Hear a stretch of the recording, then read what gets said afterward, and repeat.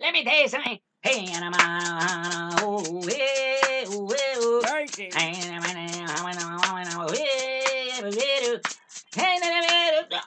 what is this? What is this? How you doing, folks? Lame Schmal here, coming to you from FEMA Region number 3. It's about 2 degrees here in FEMA Region 3. I love it. I love winter. Makes me all a quiver. Yeah, that almost rhymes. All right, we're going to get right to the crux of this biscuit here. To quote a crazy old mother, Frank, I hope you king to Elohim before the end there. No evidence to the affirmative on that, but hey. All right, now. I got a few cruxes of a few biscuits to get it, cruxes? Or should I say cruxi? Is cruxi alright? I don't know. Well, who cares? We're gonna get on with it. The first biscuit that I gotta bite into here is a big thank you to a dear sister in Yeshua HaMashiach. Hummingbird 027. She mentioned one of my videos. I was so grateful for that. And I just want to say that this dear sister has some of the most in-depth, authoritative prophecy updates I've ever heard. I look forward to them every time. I cannot wait to listen to them. I write things down. I bookmark things, and I suggest you do the same. My dear friends, you've got to follow this dear sister's updates. They are fantastic. Like I said, more in-depth than almost any that I've heard. Hummingbird 027. May Elohim bless you without measure, my dear sister. And keep up the good work. Keep looking up. Keep watching. Keep praying. Can't wait to meet you in the sky. Maybe we'll sit together at the marriage supper of the Lamb. All right, the next biscuit.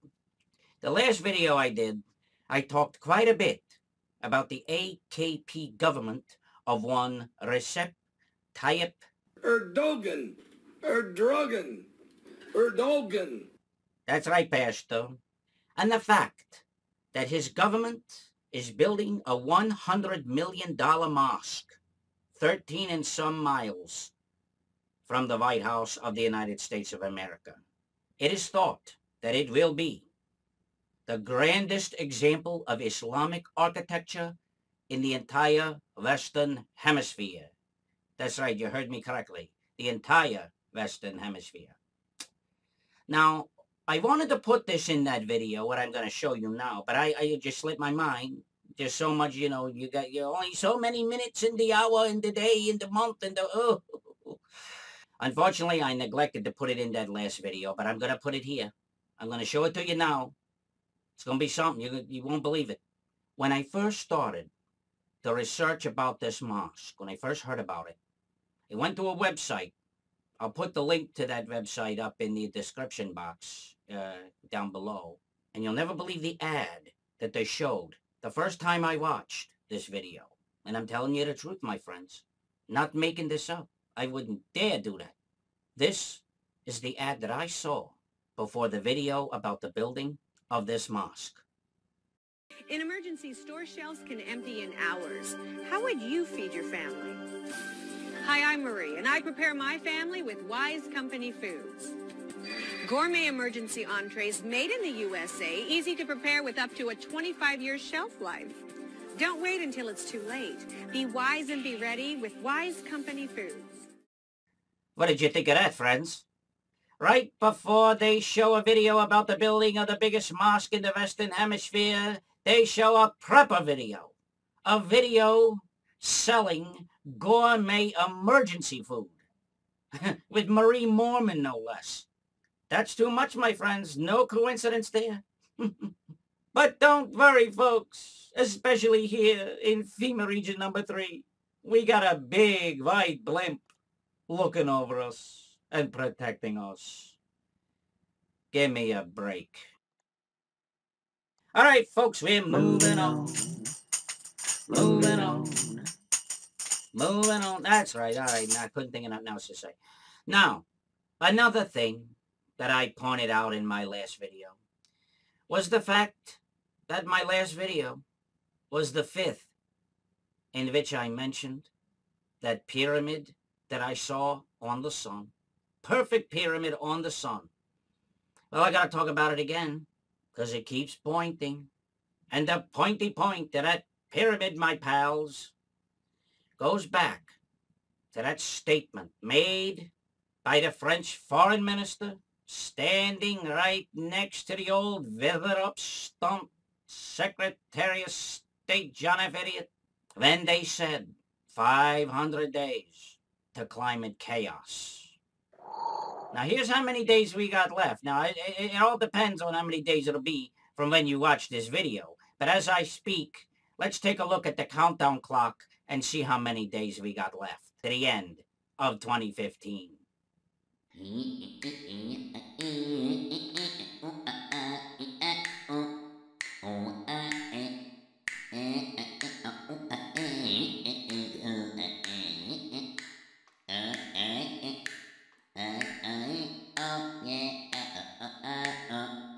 Tick, tick, ticking along, my friends. It'll be here before you know it. Now, in a couple of my past videos, I showed you that everything is going to culminate with the climate change agenda in Paris at the end of December 2015. Like they said, they themselves said that. It's going to be this big meeting, the UN, Al Gore, all these nuts. This is where it's all going to happen.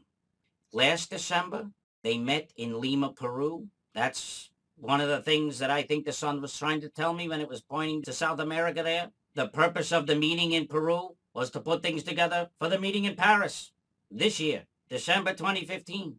But something's going to happen before that meeting. You see, they got to do something to get everybody ready for this agenda.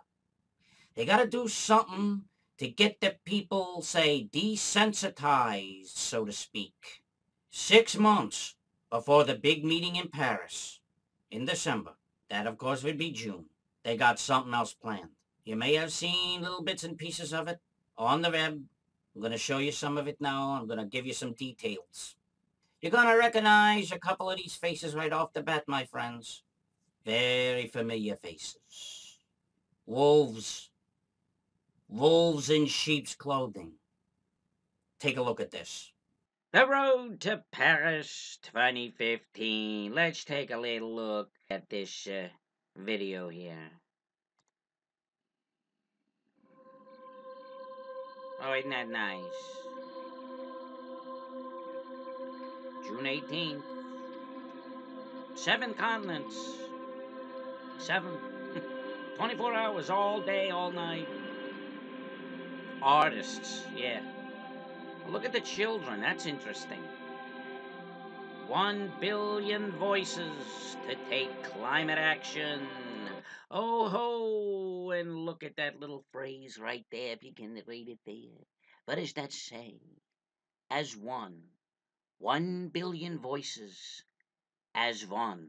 Keep that in your hip pocket, my friends. Live Earth 2015. Road to Paris.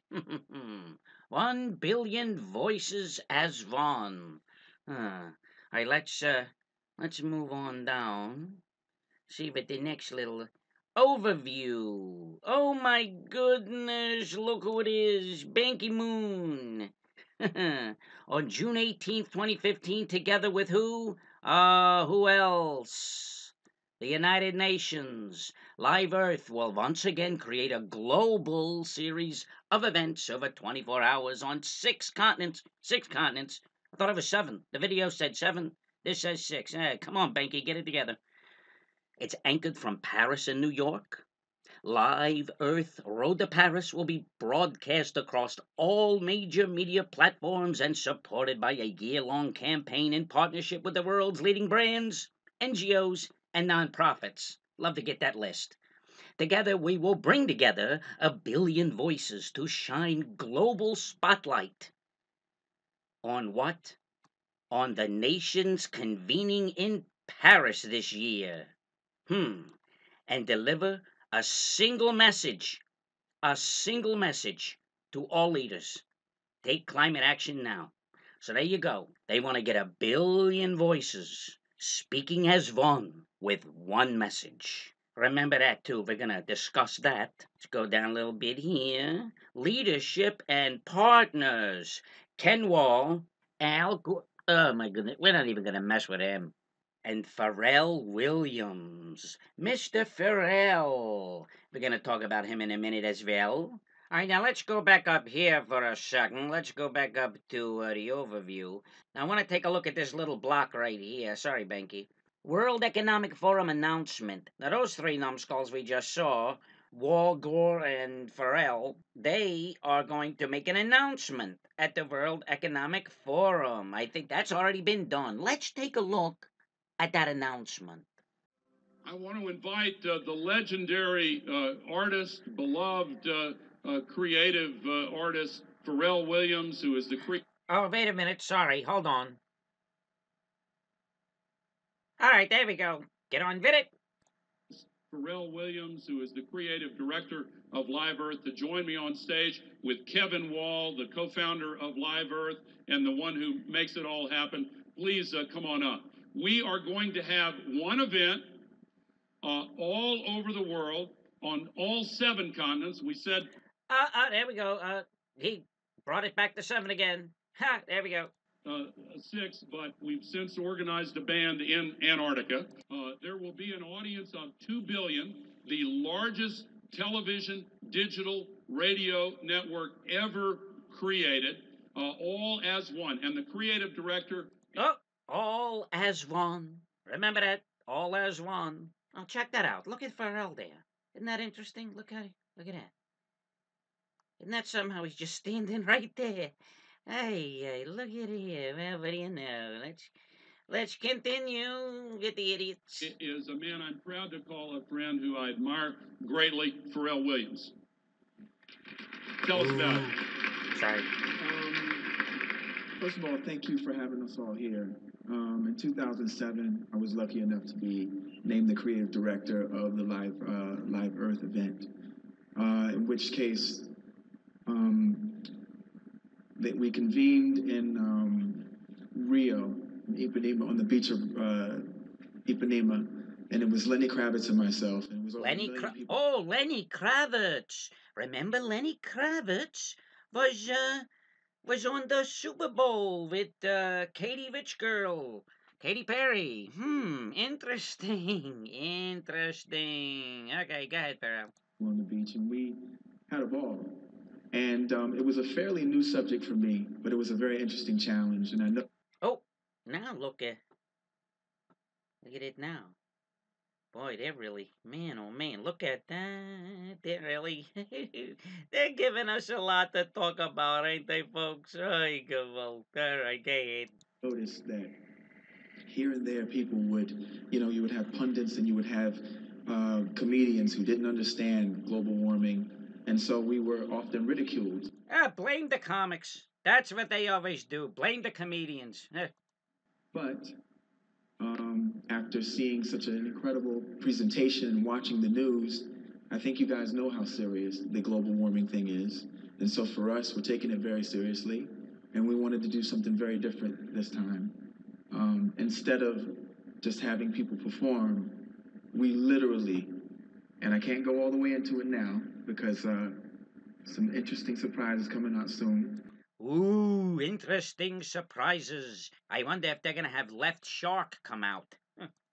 But we literally are going to have humanity harmonize all at once. Ooh. And I'm very, very, very happy and proud to be a part of this moment for our species. And did you catch that? This is a great moment for our species. Thank you, Pharrell. Thank you for pointing out the fact that we're just a bunch of animals. But we're all going to harmonize as one, though, correct? Right? Huh? A very precious species. Oh. And if we've learned anything from what David's shown us earlier, is that it takes the perfect conditions. And I think that we have to continue to give to that idea of it being a perfect condition in this world. So thank you guys very much. Well, thank you, Pharrell. And the purpose is to have 1 billion voices with one message. One message. 1 billion voices, one message. Keep that in mind. To demand climate action now. Kevin Wall, my co-founder and partner, is the head of Control Room, and the Climate Reality Project is joining with this. Kevin, tell us more details. Yeah, sure. Thank you for inviting me. The power of music is unique because it's borderless. Oh, here we go. Here we go. Here he comes. Without language. Without language. Let's hear that again. Let's hear that again. Let's go back. Because it's borderless. It's without language. Pharrell, one of the greatest, producers, writers, musicians today in the world. You know, I didn't even hear the guy until that showed a voice, and I wouldn't even know what that was unless who cares? Oh my goodness. We'll use that power, and when you use music combined with a message, you can affect change. Because messages, that's how commercials work, and that's how major effecting of change on a global basis happens. Affecting change on a global basis. That's what they're after. That's their goal. Combining these two things, 7 events. 7 all events. All of them in major stadiums. 7 events on 7 continents. We start in China, Sydney, Australia, Rio de Janeiro, Cape Town, South Africa, New York City. In Paris, we're ending at the... What about Pitcairn Island, Tahiti, Fiji? Ugh. And they have major artists, some of the biggest artists ever collected, with one message on June 18th. And from June 18th to Paris, we are collecting voices, signatures, etc. in probably the largest campaign ever launched on the planet. Collecting voices. They got cameras everywhere, getting facial recognition.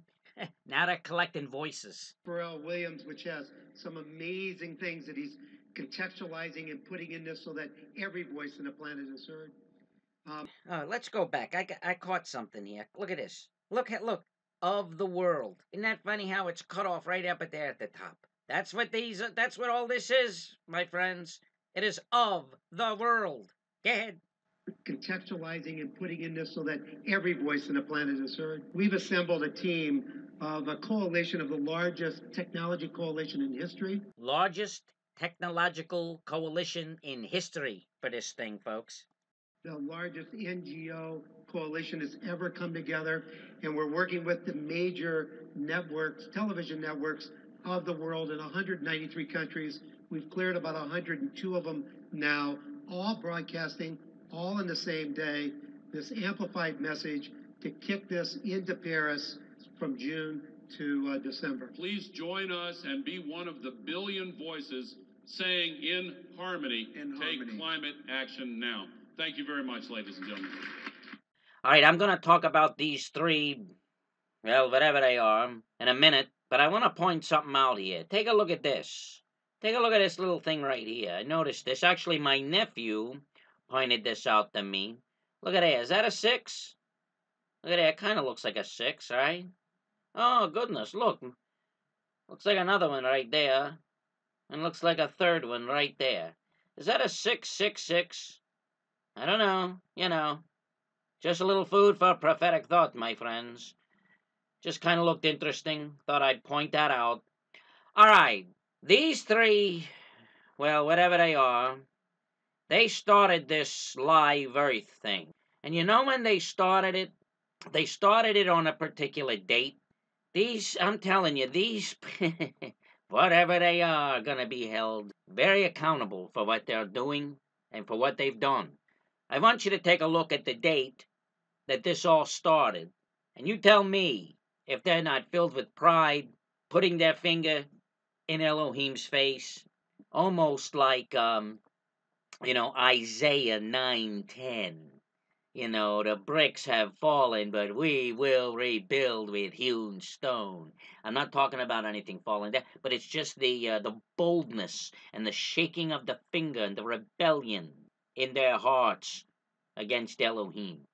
Take a look at the date that this live Earth garbage all began, and you tell me what you think. All right, here we are back on that live Earth Road to Paris website. You ready for that date? The date they started all this crap?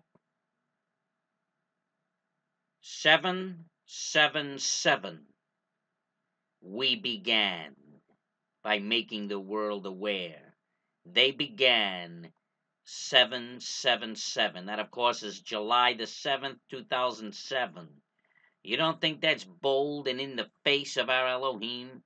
Doing this thing with 3 sevens as the date? They'll be held accountable for this, my friends. And we'll be there. I sure wouldn't want to be them on that day. All right, my friends, here we are back again to the 3 unwise men. But we're going to focus on just one right now. This one here. Now, why do I want to focus on this one?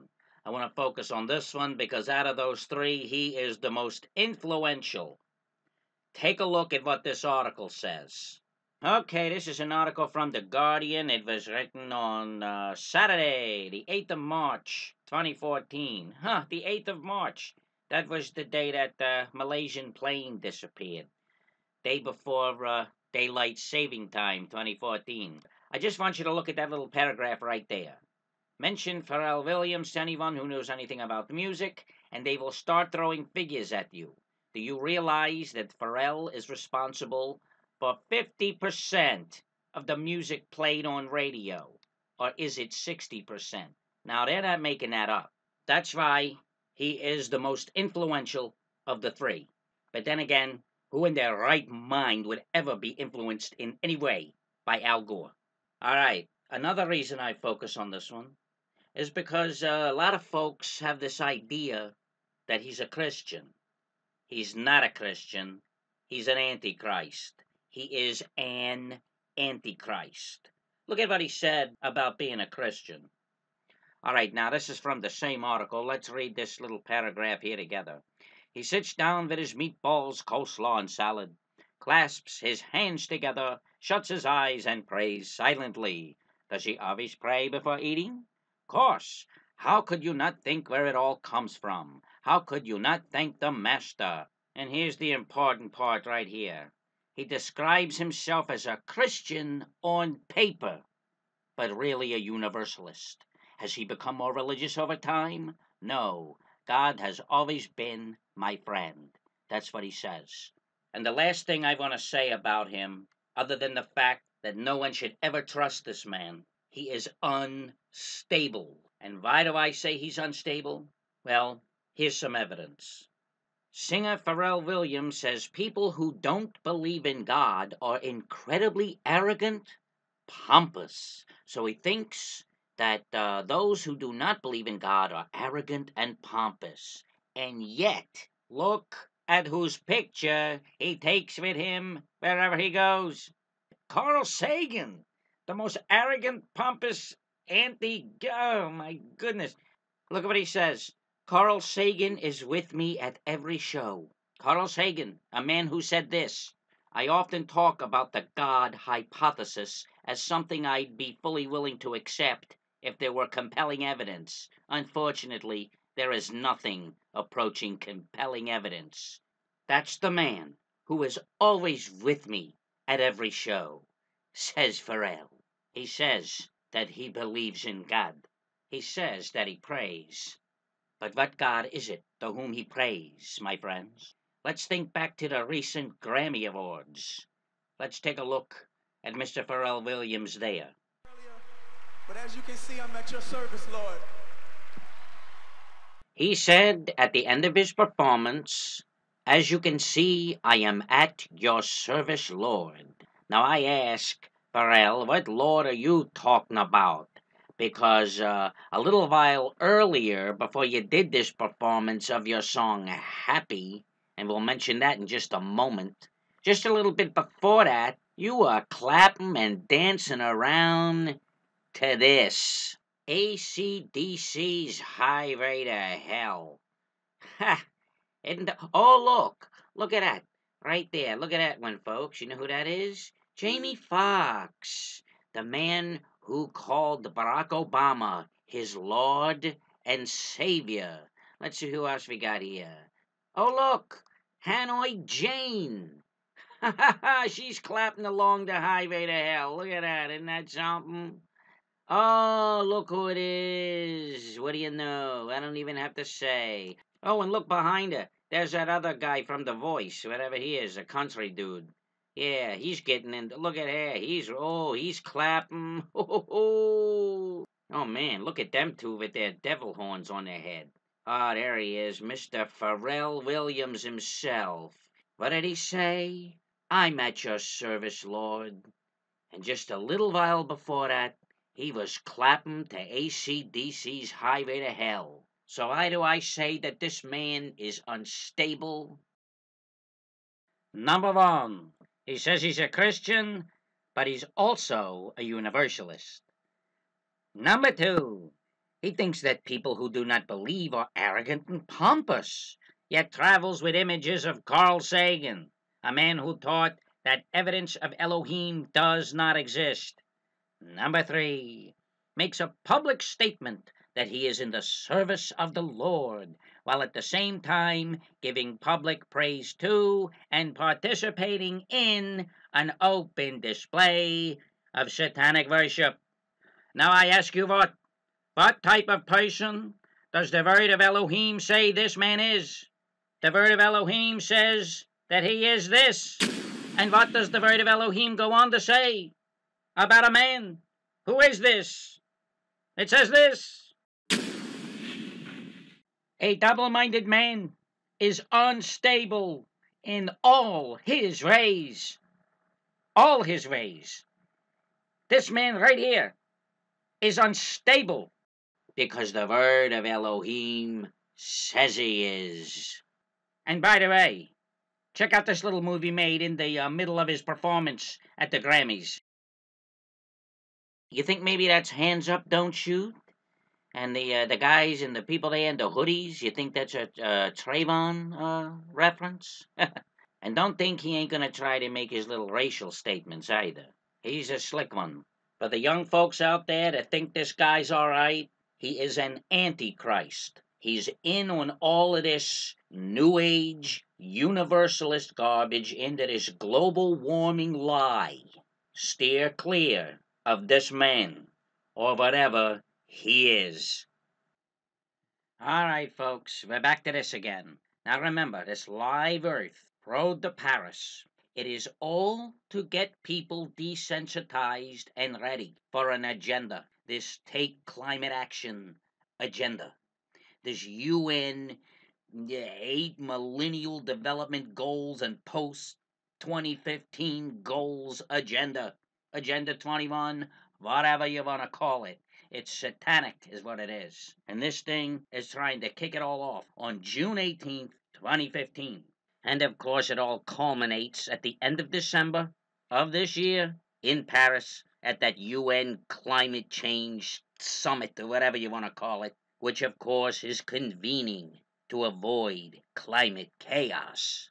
They want to do it with music. And remember, Lucifer, Hasatan, many biblical scholars believe that he was in charge of the music in the Shamayim, my friends. Remember that.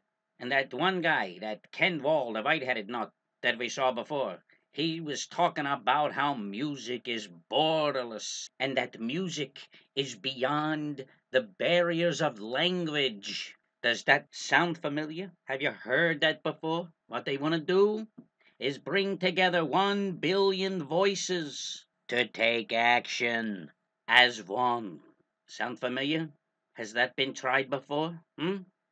What about this? And Yahweh said, look, they are one people, and they all have one language. And this is what they begin to do. And now, they are not going to be withheld from doing whatever they plan to do. That is Genesis, Bereshit, first book of the Torah, chapter 11, verse 6.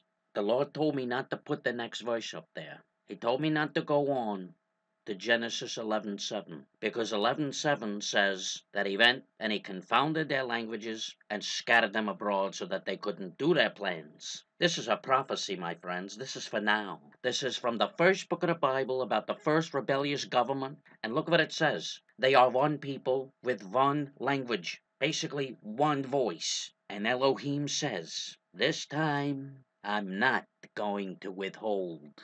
He's gonna let them go. He's going to give them over to themselves. and they will not be withheld from doing their will. Now you might say, Leben, that's thousands of years ago. This is Nimrod and his idiots. This is not about today. Oh yeah? Now take away the Genesis 11:6 and see if you can tell that verse from any other end-time prophecy, which tells of how things are on the earth with regard to man's plans in the last days. Read that verse as if you did not know that it was Genesis 11:6. Read it. Read it slow and well. That verse could be straight out of the pen of Yohanan on the Isle of Patmos. That verse has got the book of Revelation written all over it. No pun. Come on now, folks. This whole road to Paris thing is the end times in a nutshell. The whole of this world system is coming together as one, as it did then under Nimrod in Genesis 11. If you want a difference, here's a difference. It's in the reading of this sentence right here. With regard to Nimrod's world, Elohim said it like this. The people are one. And you know what that means? That means that they won't stop at nothing to get their plans across, to accomplish their rebellion against me. That's what he was saying back then. Here in Genesis 11, Elohim is simply acknowledging the fact that these are rebellious people and nothing's going to stop them from doing evil. But look at that sentence as if it were an end times prophecy. And it is a directive, not simply an acknowledgement. Let's read the whole verse, but read that sentence as a directive, not an acknowledgement. Let's read it as if we are speaking to Nimrod's world. And Yahweh said, look, they are one people, and they all have one language, and this is what they do. And now they are not going to be withheld from whatever they plan to do. Now let's read it as if it were a prophecy for today about today's world. And Yahweh said, look, they are one people, and they all have one language. And this is what they begin to do. And now they are not going to be withheld from whatever they plan to do. Do you see how different it is when you read it that way?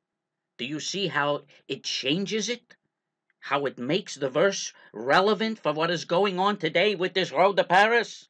Man, oh man, do you see how prophetic it is for us today when you read it in that manner?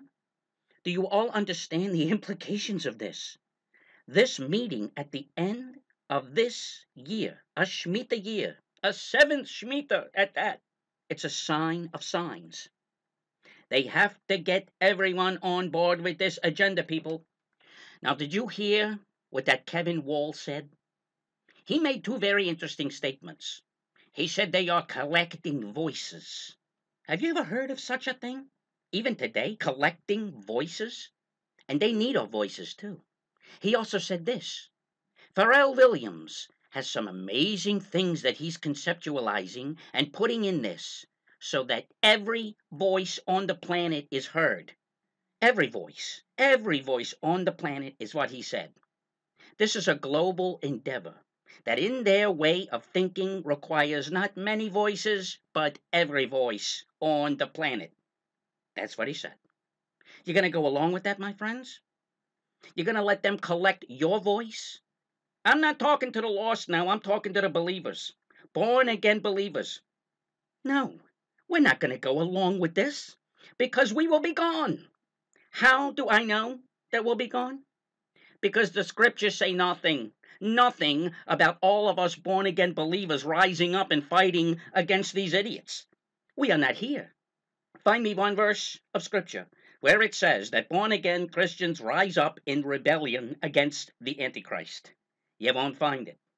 It's not there. So do you see how immense this is with regard to how near we are to our redemption? Gives me chills. We are so close to getting taken out of here, friends. I'm telling you, this meeting is coming up in December.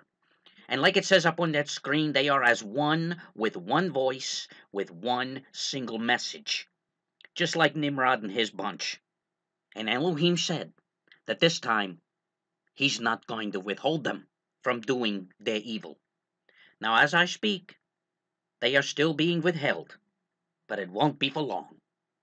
Who's withholding them now? The Ruach HaKodesh. That's Holy Spirit. The Holy Spirit is withholding them, is holding them back from their evil. But soon, the restrainer will be taken out of the way. The restrainer lives in us. We are part of the restraining power here that's keeping the evil from taking over. But we'll be gone, and they will be left here as one people with one voice. And Elohim will not withhold them from doing their plans. That's coming. This is the time. This is it. Genesis 11:6 is a prophecy for today. I know it in my heart. Elohim told me this. Now, I said before that Elohim told me to stop at Genesis 11:6 because 7 and 8 talk about Elohim scattering the people abroad, confusing their language. All he wanted me to show right now is the fact that the people are one, they all have one voice, and that this time he's not going to stop them from trying to accomplish their plans, their rebellion against him. But he did tell me to put up the verses before that, before 11:6. So let's take a look at Genesis, Bereshit, chapter 11, verses 3 through 5. Then they said to one another, "Come, let us make bricks and bake them thoroughly." They had brick for stone, and they had asphalt for mortar. And they said, "Come, let us build ourselves a city, and a tower whose top is in the Shamayim. Let us make a name for ourselves, lest we be scattered abroad over the face of the whole earth." But the Adon, Yahweh, came down to see the city and the tower which the sons of men had built. Man, oh man, what a scripture. And isn't it reminiscent, my friends, of that harbinger verse, Isaiah Yeshayahu 9 and 10? For those of you not familiar with the harbinger by Rabbi Jonathan Kahn, be a Berean, search it out. This verse ties everything together, even with that. Does this verse, my friends, speak directly to their evil agenda? It certainly does. Come, let us build ourselves a city. Let us make a name for ourselves. Let us create the world that we want. There it is, my friends. There's their slogan. This united nothing. There it is. And what else validates the fact that these verses are so relevant for today's world, just as they were in the world of Nimrod? Well, take a look at something that some of you may be familiar with, a very, very cryptic magazine cover, The Economist. I'm sure many of you have seen this. Let's take a look at just a couple of images here and see if they pertain to what we've been talking about in this video. I think this image here is pretty relevant. Let's have a closer look. Now, if you look at the arrows in the order in which they appear to have been shot, we see 11:3, then 11:5. Seems a bit reminiscent of a little story we was just talking about in Genesis. How about this? The Pied Piper. Remember before when I said it was interesting that they showed these children? Well, what did the Pied Piper do, my friends? He got the children, is what he did. Is this guy right here the Pied Piper? Remember what that article said? Mr. Williams, responsible for 50 to 60% of all music that's playing right now? Sounds like the Pied Piper to me. And it certainly seems that this is the man that has been chosen by the world to lead it blindly down the road to Paris, or perhaps the highway to hell.